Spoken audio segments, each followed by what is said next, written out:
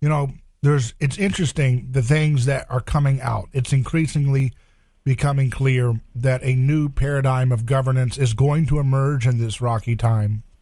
The question is whether it will be worse than what we have or better. It can get a lot worse, folks, if we continue to erode the foundations of this country that go outside of racial clans and building up tribal warfare among collective groups.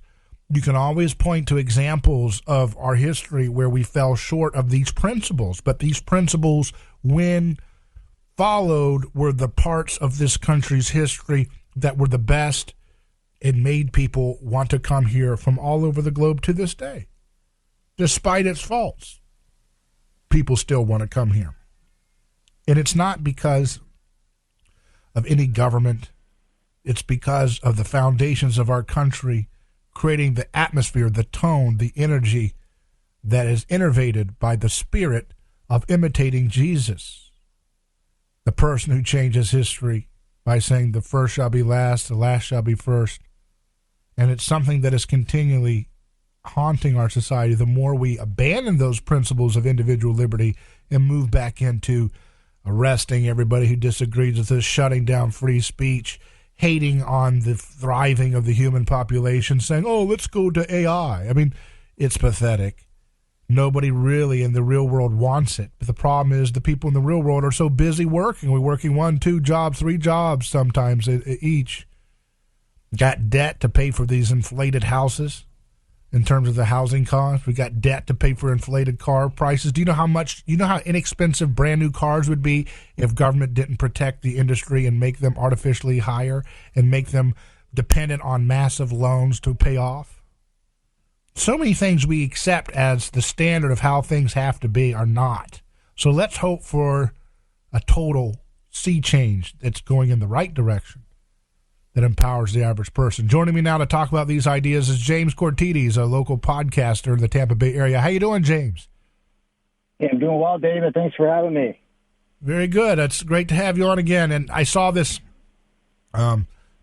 Twitter thread from Glenn Greenwald that I thought was really good. He's been away dealing with some problems in health with his partner. He says the regime of censorship being imposed on the internet by a consortium of DC Dems, billionaire-funded disinformation experts, the U.S. security state, and liberal employees of media corporations is dangerously intensifying in ways I believe are not adequately understood.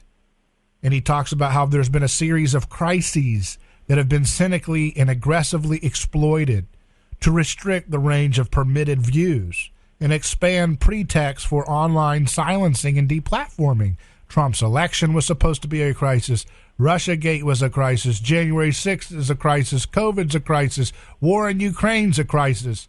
Nicholas Sandmann smiling at a Native American man's a crisis. On and on and on. They come up with all these reasons why they have a right to censor and deplatform voices. This says during the failed attempt at silencing to force Spotify to remove Joe Rogan, the country's most popular podcaster, I wrote that the current religion of Western liberals in politics and media is censorship, their prime weapon of activism. But that Rogan failure only strengthened their repressive campaigns. Dems routinely abuse their majoritarian power in D.C. to explicitly coerce big tech silencing of their opponents in dissent. This is government censorship disguised as corporate autonomy. So, James, I don't know if you saw this thread, but give me your thoughts on this idea, this coalition of folks, whether it's these billionaires, these billionaire fascists, these punks that are keeping us, enslaved to debt for their banks, and they're destroying our jobs. You know, these are the same people who are colluding with this U.S. security state, liberal media corporations, all these different folks. Why are they so hell-bent on censoring anybody who blinks wrong? Yeah, I think it's important to bring in scripture here, right? Paul said that we're not fighting against flesh and blood, but of powers and principalities. And there's a new term that's kind of becoming about is egregores, right? With an egregore, it's a collective thought form. So it's like a certain hypnosis or a mass psychosis formation. This is another word for it that takes hold of people and it works through them collectively. And the more people there are, the more energy this kind of collective thought form has. And then people will do things that are completely antithetical to their personalities, to the way that they see the world. And of course, we see this happening on the left, obviously, and so exceedingly right now. So it's hard to kind of make heads or tails. I think it's important to realize that there are dark forces, demonic forces. These words are scary, and a lot of times they get ridiculed or dismissed once they're put in the air. But there are forces. There are psychological forces that have taken hold of collectives of people, and it's through the internet and it's through the social media that's really given this channel of this kind of collective hypnosis to come about. And from the perspective of freedom of speech, right, let's call it what it is. Freedom of speech is freedom of the logos, right? So you can't have freedom of speech if you're looking to twist the truth. If you're looking to twist the truth, you cannot have freedom of the logos proliferating through the hearts and minds of the people. So censorship is an absolute necessity for these people that are looking to, looking towards the China model. And, from the best interpretation is they're looking, if we're going to compete with China, we're going to need something like a social credit score. We're going to need something like decentralized federal digital currency. We're going to need something like X, Y, and Z, right? And then you mentioned, the standards of living and we want to get poor people out of poverty and this, that, and the other. But standards of living, increase the standards to do what? To go to McDonald's more times a day, right? To buy the newest iPhone, to buy the newest car, to buy the newest crap that you don't need. Like, what do you mean? Like, poor people, and I don't mean this in to be negative or naive. Poor people in certain contexts, if you can learn to be poor, if you can learn to want and need less, that is the path to the kingdom of heaven. And instead of building a society and a culture that is championing these values, this value of doing more with less and then helping others with what you have, right? That is what the good life is. That's how you develop virtue, right? But they're not developing virtue in their people. They're putting them in, they're telling us tough luck because people are freezing. There was the European Union, I forgot who it was just today, said that, it doesn't matter if you can't heat your house. They used the same language. They said, we have to install mandatory measures to flatten the curve of the peak energy production in Europe in order to decrease the impact. They're using the same language. They're just transferring everything that they did from COVID-19 towards now and through Russia and Ukraine, which is ultimately going to culminate in climate change. You're not going to be able to make certain statements about climate change, and you're not going to be able to air your grievances. It's happening, right? So, whether or not you really know it consciously, you know it subconsciously. The question is, what do we do about it? And I think the answer goes back to, we talked about it before, parallel structures, right? Live not by lies. Don't live by the lie yourself. And understand, use discernment to see what's happening and try to keep a level head and open heart.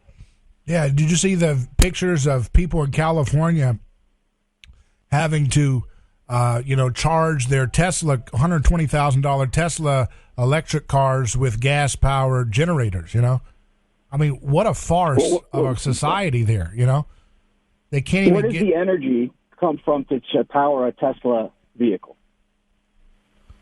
It's a good question to ask. Right. Yeah, it comes from the grid, right? And that comes from a lot of, ends up being a lot of damage to the environment to harvest those batteries and all the other stuff along with it, right? Well, where does the energy from the grid come from? Where is the energy that you plug in your Tesla into your home or whatever the outlet is? It's fuel. It's hydrocarbons. Ultimately, right. It's a coal plant or something that is powering the electric grid that is providing the energy that makes you feel good that you have an electric vehicle and you're saving the environment. Where does where do you think electricity comes from? It's absurd, right. And it's absurd. Gavin Newsom said he wants to have no cars that use gasoline by 2035. Mm. It's like, really? Do you know what you're doing? He has no idea. Right? But it doesn't matter because he's going over. He's just repeating the corporate line fed to him by the World Economic Forum that is fed to Trudeau and all of these neoliberal leaders that are just repeating it like psychopaths. It looks like crazy people. It's the strangest thing to watch, right? But there's more of us than there are of them. More people are waking up every day. Right? It's just how do we organize? How do we form networks and coalitions of people and build parallel structures and just make them irrelevant? They have no more purchase on the people anymore because their program is demonic and it's defunct, right? We need to build the new. So we always come back to that, and I think that's why. What do you mean when you say demonic? Well, demonic, I simply mean forces that divide, forces that there's two types of forces, really, right? The force of Christ, the force of unity, right, or the force of the devil, which is disharmony, disunity. And you can see it, you can feel it, you can see it. You know, I had a situation where I just went to a bar with some friends and my wife. It was a birthday for some dinner, and I saw the alcohol take over someone, and I saw them just be taken over by these forces. And it's not a devil with horns. It's not anything that, you know, people need to look at what we're talking about and what it means for demonic forces to start infiltrating and coming into the world again, because it's happening en masse, and it's because of these digital technologies that we have where information is flying at the speed of light, but no knowledge and wisdom, right? So demonic forces are simply forces that tear apart individuals, tear apart families, tear apart collectives. So instead of, and what is it? Our government is channeling these forces and is orienting us against each other, neighbor versus neighbor, in order for them to continue their, you know, ultimately destructive globalist campaign of, you know, techno-utopia. It's clear as day. As crazy as it sounds, it's clear as day. Do you see a turning of the culture in the Tampa Bay area in which you live? I know you have friends and family that are into the Borg, sucked up into this possessive hive mind mentality. Are you seeing a little bit of that change anecdotally in your life, or is it just doubling down on the stupid of this all? Well, it's a little bit of both, but just lately I've seen more of a doubling down where people, you know, it went from a quiet, you know, what happened with vaccine mandates, which were atrocious, what's happened with ivermectin, which now shows to be effective. All of these things that my friends or people would argue against, they were silent for a while, right? And now the same program is being run in a different context, but it's the same program, almost exactly the same language as well, and they're falling for it completely again. And it's not, you know, they're falling for it like you want it to be true. You cannot fathom that the government or their, you know, the government that's supposed to take care of its citizenry has turned on its citizenry. You can't. To come to terms with that takes courage. It takes bravery. It takes a little bit of grit. Not saying that I have that and others don't, but that's what it takes. We got to come to terms with what's happening. You got to go through the 5 grieving stages of the Kubla Ross, right? Ultimately come to acceptance. You cannot build the new until you go through that grieving process of the old world, and then come into the new and find the light again and share it and spread it and build the new again. So it's a little bit of both, David. Well, why do you think there's this? I mean, like, where do you think this is going? Bannon faces state indictment in New York. He says they will have to kill me first before he stops his message. Donald Trump has like 20 criminal investigations at least. They want to arrest Michael Flynn for being himself, and you know they want to go after this judge who dared to do a special master. This is a witch hunt which is very hungry, and they never get satisfied by any of their wins. These guys are in power and they're acting like, you know, they're acting like they're the victims. They're acting like, you know, oh my goodness, we're being completely controlled. It's like these people live in a fantasy land. And I don't know, I'm trying to figure out how we can rapidly get millions of that base of that violent religion that's bought into this McWoke corporate communist stupidity to just check off quietly and peacefully. I don't need them to support any political group. I just want them to get off that boat so they can stop harming themselves and normalizing this quick degeneracy into, they're normalizing the idea that you can criminalize anybody you don't like. We are not going to have the society. We're not going to have roads that function. We're not going to have, sewage systems that work. We're not going to have electricity that's functional. We're not going to have, homes that are safe. We're not going to have food that's quality. We're not going to have water that's drinkable if this is the new normal that these people keep making part of the window of allowable behavior, to literally criminally persecute and censor anybody who blinks at you wrong. We've got to get people off this, because this is not going to end well for anybody. Like, we're still living in deep, deep comfort built by Christian-inspired people who believe in principles and treating people with respect, having a high-trust society, having merit be the foundation of work, having things like showing up on time, self-sacrificing. You know, Jesus said, give the best seat in the house when you come in. You don't take the best seat. These are principles that are embedded in our society. They're quickly being discarded by this Borg. How do we help people individually check out of that? It's a good question because, their response is, we got to break some eggs to make an omelet. But it's never their eggs. It's everybody else's eggs. If you got to suffer a bit and not use energy and freeze to death, or whatever it is, these are short-term woes to get us to a sustainable energy, zero emissions by 2030, all of these lofty, UN World Economic Forum goals. But, it's bizarre, right? Stalin, I think it's Stalin who said, find me the man, I'll find you the crime. So Trump is like a meta scapegoat, right? Because once they say Trump is whatever it is, and is going to be indicted, had his house searched, whatever it is, however absurd it sounds, and no matter how many times you go through Russiagate, you go through Ukrainegate, you go through Stormy Daniels, you go through Junior Chicks, all of it comes to nothing. But it doesn't matter what it comes to. It's just used in the moment by these people in power. It's used in the moment for their ends, for them to reach their ends, right? And to say, and to look at what's going on now, and if we can have a quick reversal of it, I would recommend looking into Christopher Rufo's work. He's got a YouTube channel where he's going into the deep dive of how we got to this place, and it comes from the kind of the mid-20th century march to the institutions. When economic Marxism failed, they switched it towards a cultural Marxism where they used these cultural issues first in China, right, against the Han Dynasty, and now in the United States through race relations, gender relations. All of this, it's to push on the pain points of society and to destroy it and to disintegrate it and to dissolve it because of this utopian, demonic, again, point of view, right? Which is, I know how to build society best. If I had the ways and the means, I would make it better. That's what happened to Adam and Eve in the fall, right? Eat from the knowledge of the tree of the good and evil, and you will become like gods, right? But we're trying to filter how to build the world through our individual minds and our individual, souls. That's not how it works. We need each other, and we need God. We need Christ, and that's the worst part, is where it's the toughest to look at it. And people need to come to realize that you can't just, it's not even a belief. You got to know that, and once you do, the truth. It's the truth, and it will set you free, and we will be free of these chains. But in the meantime, I don't see a quick fix.